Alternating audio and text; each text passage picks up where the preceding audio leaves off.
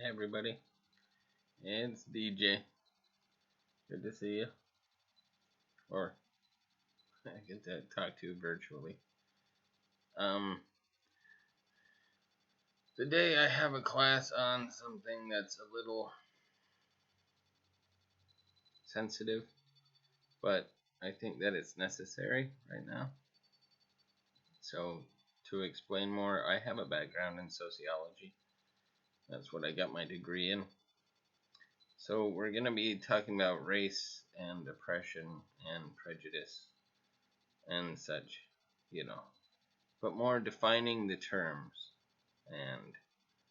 and how it exists.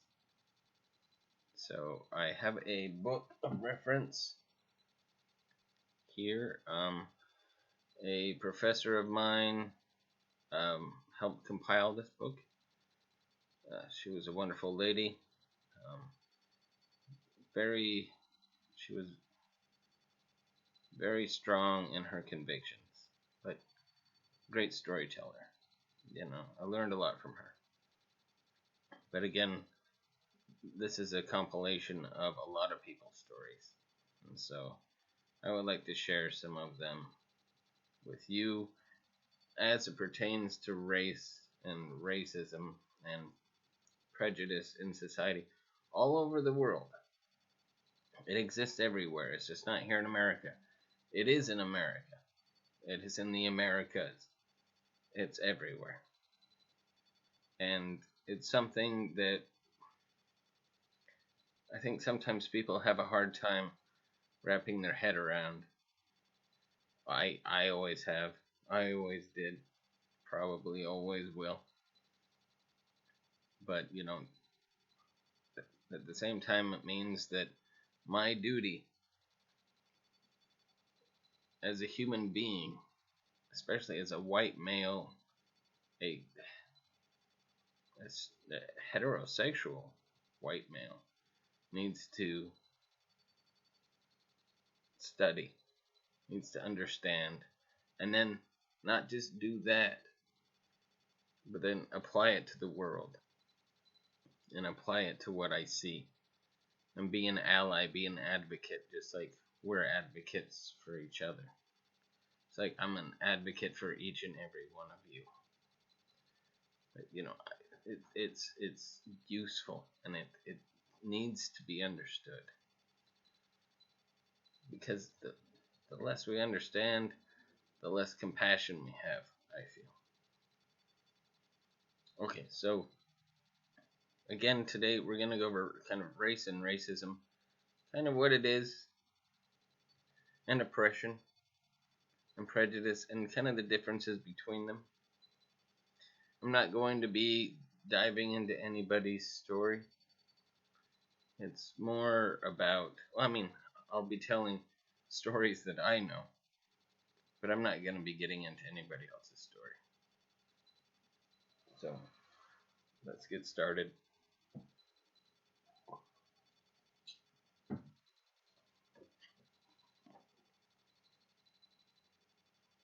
Let's see.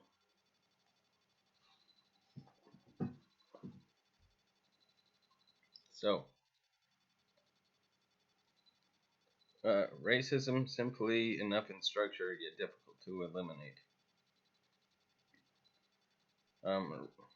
Racism pervasive in the U.S. culture, to the point that it deeply affects all the local town folk and spills over, negatively influencing the fortunes of folk around the world. Racism is pervasive to the point that we take many of its manifestations to be granted, believing that's life. That's just how it is. You gotta deal with it.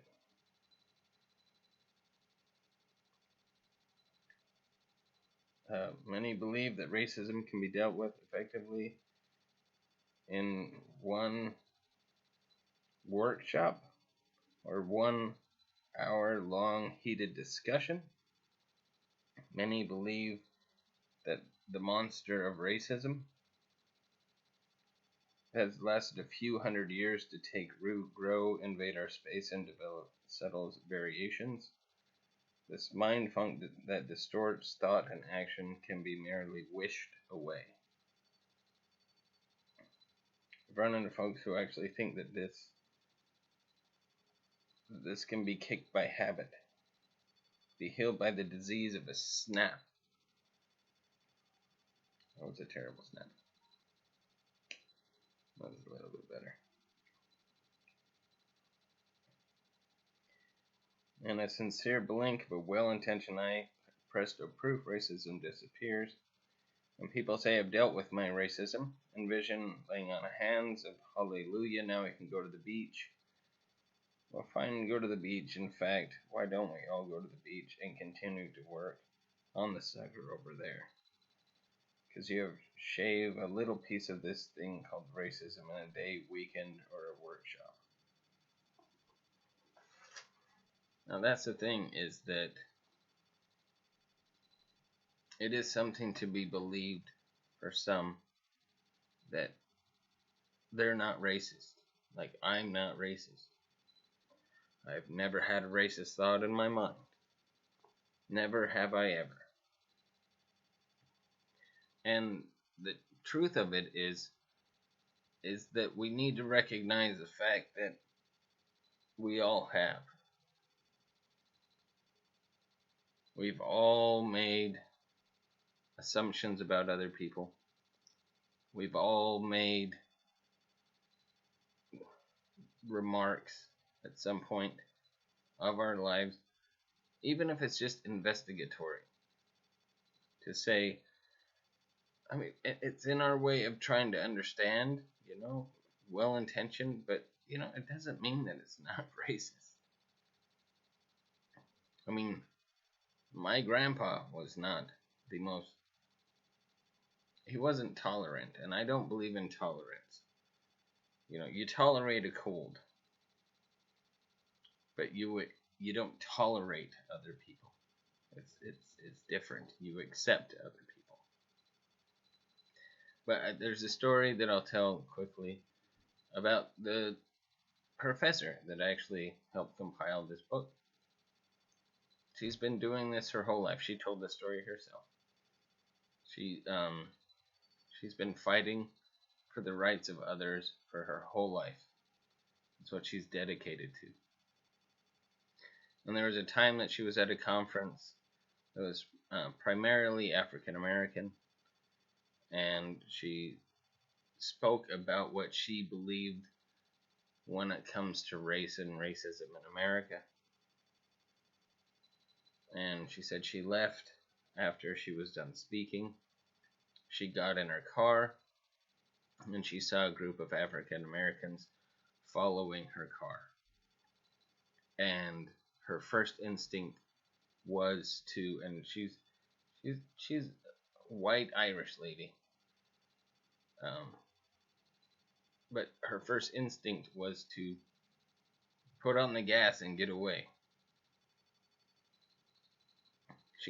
She gets back to her hotel room, and there she finds out, she checks her messages, and she had forgot her purse, and they were trying to return it to her.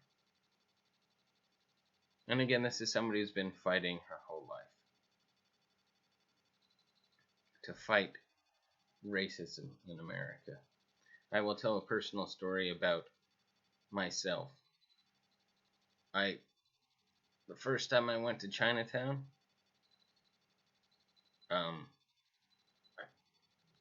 everything was fine. I was walking around, then I went shopping in the store, and I realized everyone around me was Asian.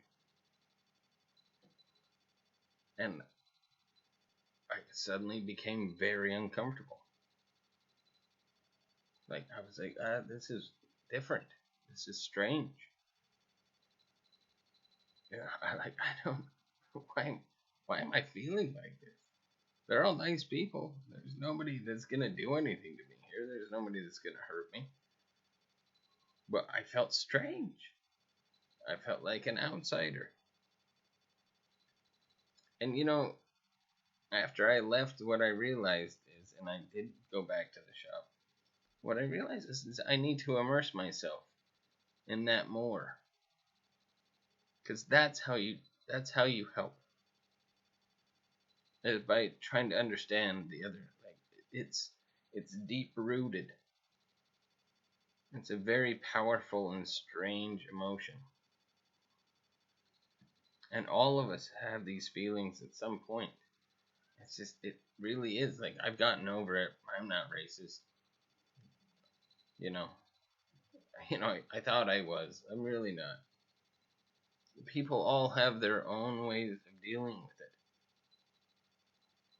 Thing is that you have to confront it head on, and you have to be strong in your convictions and understand what it is, because it, like, again, it's a very sensitive and difficult issue that I want everyone to understand. If you need help,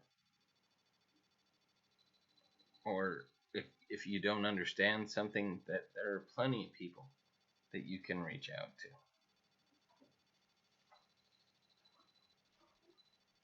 So the next part is, when I speak of oppression, I'm talking about the systematic, institutionalized mistreatment of one group of people by another for whatever reason. And what that means is, when it's systematic, it means the government. It means places of education, colleges. It means anywhere where, for some reason, people find it okay to look down on another person. That's why we have a beautiful program. It's something that is set up to eliminate that sort of prejudice. But again, it will always become confused. It always does. I wish that I could help fix that more. But the best way I know how is by doing a video like this or talking to y'all. That's the best way I know how. But that's oppression. When you put someone down, when you don't let someone up, when there are countries in this world that teach people that they are inferior, that they believe in a rule of, it's your, basically your not your class, but that if you're born under for a certain reason. Let's say in Hinduism it happens, where if you're born a Sudra, which is like the lowest caste, it's the caste system, I'm sorry. But if you're born in the lowest caste, then you assume that role for your entire life. Like, you clean up garbage, that's your job. And then there's, at the top, there's the Brahmin. And there are certain levels. And the Brahmins are always the ones, and it's like, you can be reborn at some point and become something better once you die. But in this life, you're going to remain oppressed. You're going to be systematically institutionalized, mistreated, because this is what our system is set up. And this needs to be fought against. I mean, it needs to be at least argued with. Not to be better than other cultures, but to understand that it doesn't make sense. It doesn't make sense.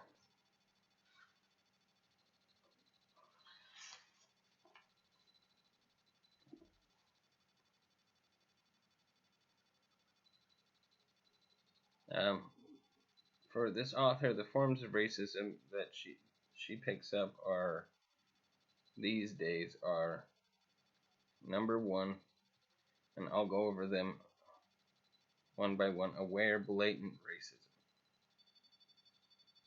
And this is for people that are aware that they're racist. And they're blatant. They don't care. They're like, I'm gonna do this. This is fine with me. This is what I was taught. I'm gonna go out and do it. I'm just fine with it. I'll live my whole life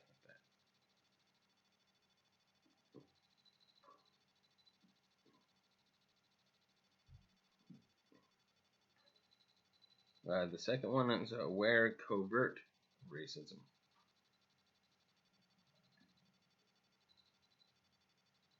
Um, well, so being aware that you're racist is one thing. Being blatant is just saying that I don't care. I'm racist. I'm gonna live that way. Being covert about it is when you actually take action and go out and do something about your racism. That, when people take action in this world and say, I don't like this group of people, so I'm gonna covertly and set up an organization in order to attack them. That is being covert. And being aware that you're racist. You know you're racist.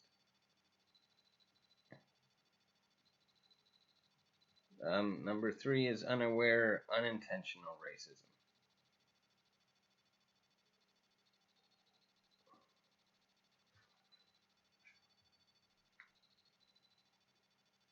Well, so let me read some of what the author has to say.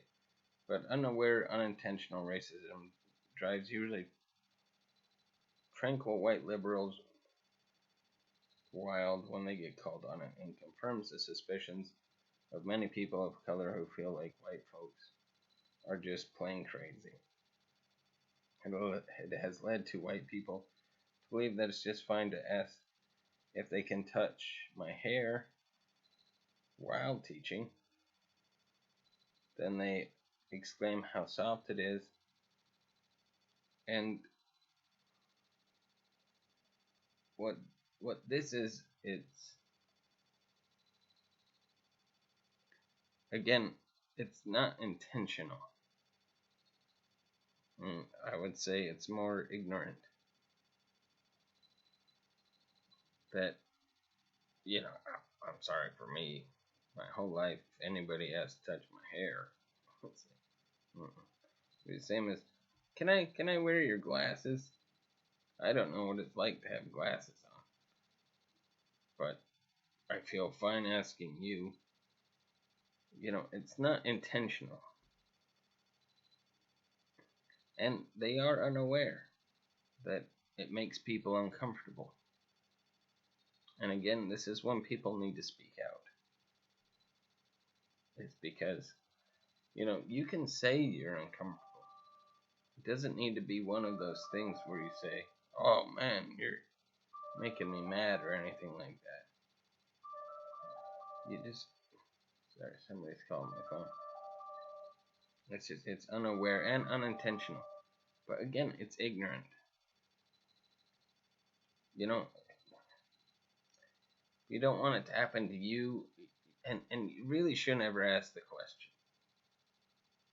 You shouldn't ask somebody, can I touch you? You'll know if it's okay to give somebody a hug. And if they want to give a hug. It's one of those things. And the last one is unaware and self-righteous racism.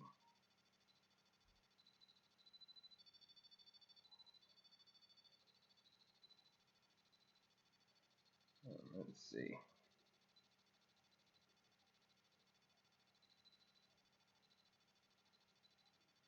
Oh, okay.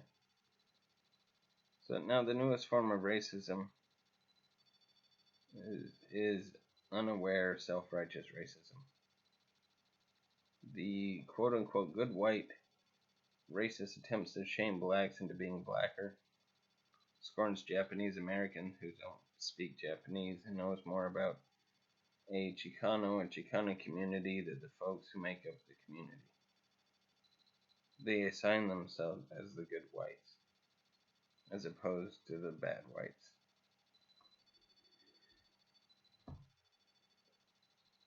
And this one is tough because it's almost like me reading this to you now for folks of color. That I don't know more than you. I don't know what your experience is. And I would never assume to know that. But when people do, when people say, oh, this is what you should be doing, aren't you upset that, such and such is happening? Or you should be more upset because of this racism that's going on that's affecting your community.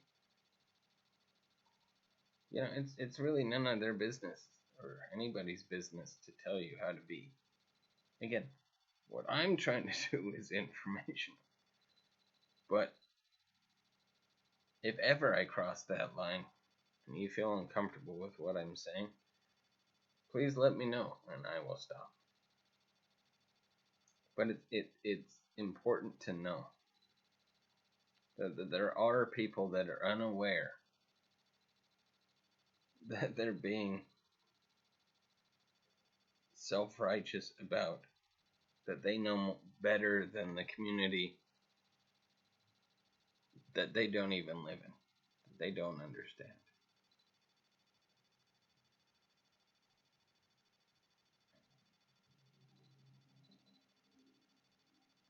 So next is internalized racism is what really gets in the way for her as a black woman. It influences the way I see or don't see myself, the limits what I expect of myself or others like me.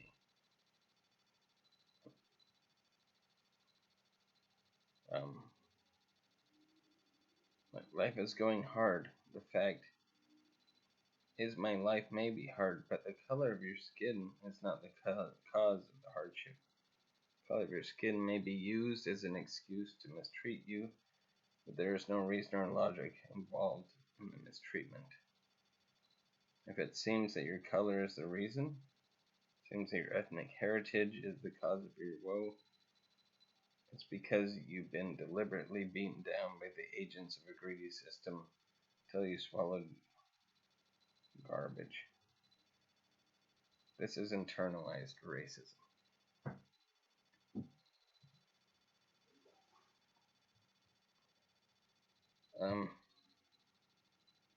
Again, racism is the systematic, institutionalized mistreatment of one group of people by another based on racial heritage.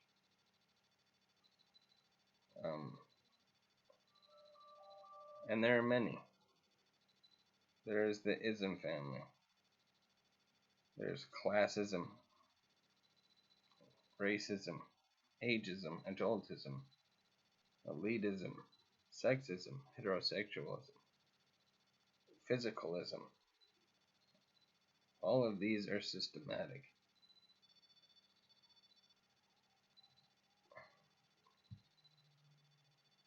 I mean, we encounter a lot of these things in all of our daily lives.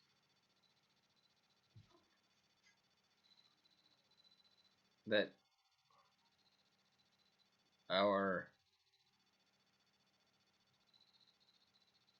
who we are is not as important as what we do. And people internalize that. And they say, well, I'll never rise above this. Like, I have a disability. And I can rise above that. I can't. I've been told. I'm too old. I have white hairs. I'm too old. I'm a woman. I can't change that. What's the point? And so people start to say, this is my lot in life. This is who I am. What I believe is that everyone is beautiful. Every color is beautiful. Every person is beautiful. And it's important to me that people recognize that they're beautiful, that they're wonderful.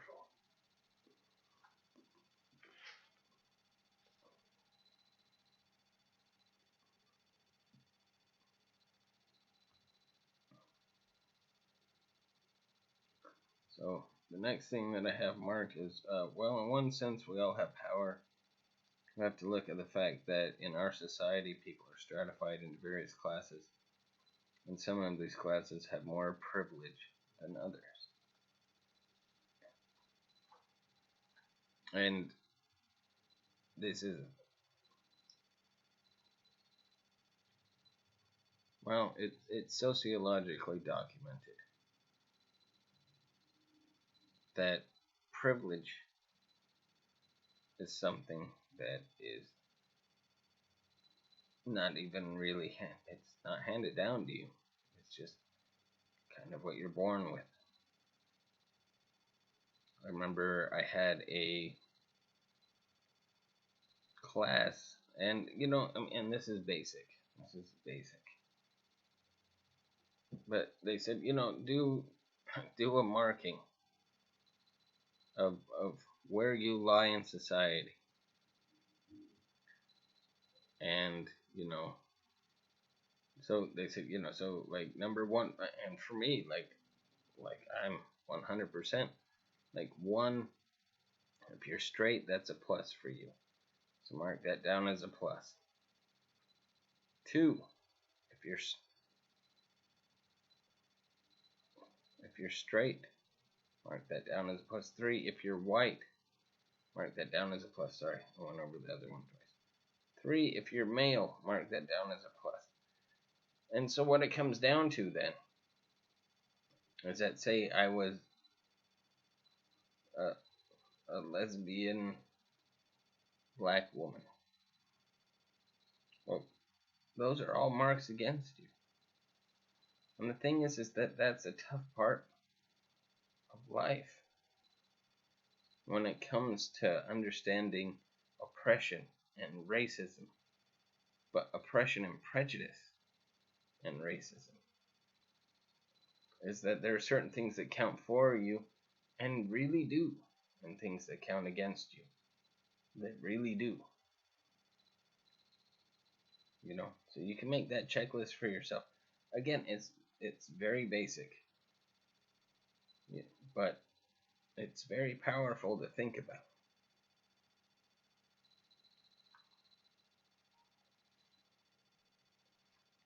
And so people who have not thought about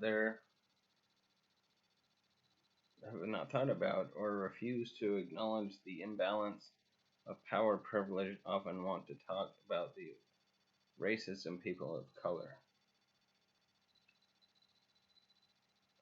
But then that is one of the ways that racism continues to function.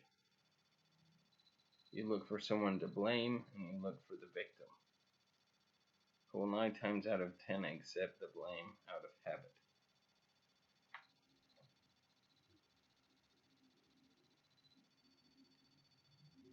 It's a difficult thing to think about.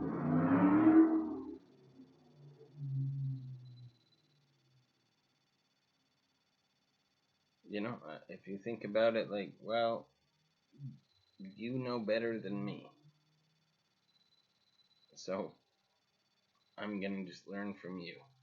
What I have to think isn't worth as much as what you have to think. That is never true, my friends. That is never true. But it becomes internalized. It becomes in here. To where we think, oh yeah, okay, this is par for the course, which is a golf term. Thank you, Ron. But we can't accept this. And it's just not something that is acceptable.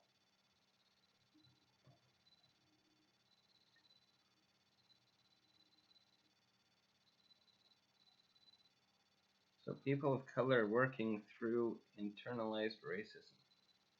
Remember always that you and others like you are completely worthy of respect, completely capable of achieving whatever you take a notion to do. Remember the term people of color refers to a variety of ethnic and cultural backgrounds. Again, it's all over the world. These various groups have been oppressed in a variety of ways. Educate yourself about the ways different peoples have been oppressed and how they've resisted that oppression. Expect and insist that whites are capable of being good allies against racism. Don't give up. Resist them. To pull out, the people of color seal our approval to aspiring white allies. A moment of appreciation is fine, but more than that tends to be less than helpful. Celebrate yourself. Celebrate yourself. Celebrate the inevitable end of racism.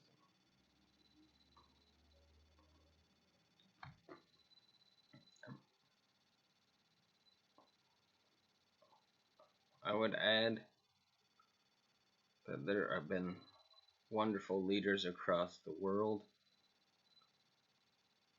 that have done many amazing things.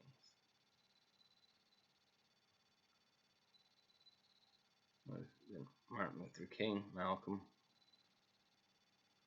There have been Gloria Steinem, Susan B. Armstrong.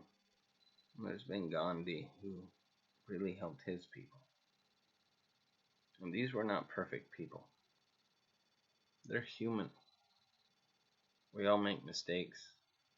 We all have problems. But the point is just to recognize racism when you see it.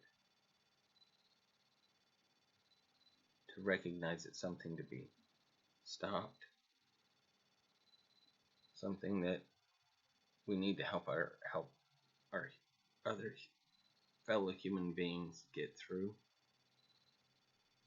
And recognize that it's important. And also always recognize those that are there to help. I'm there to help you. Everybody at program is there to help you. They will all have differing opinions about things. But again, it's for you to decide what the best answer is.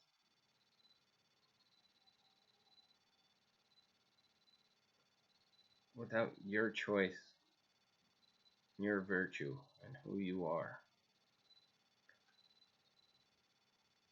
you're not going to get anywhere. You have to make the choice. We all do. I miss you all. Sorry to bring up such a sensitive subject. If you have any questions, please ask me anytime. Thank you. Bye for now.